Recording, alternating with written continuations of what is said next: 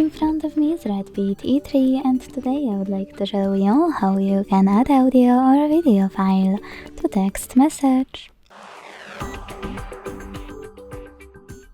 Begin by launching messages and selecting or creating a chat. Then click on this plus at the bottom left corner and select Files section. Now you can tap on audio at the top, select one of those apps or click on those three lines at the top left corner to pick one of those sources. Either way, click on it to attach it. Now, to add a video file, click on this icon of a camera and the photo, also at the bottom left corner. Find your video and click on it here. If you can't find it, select Folders and look for it here.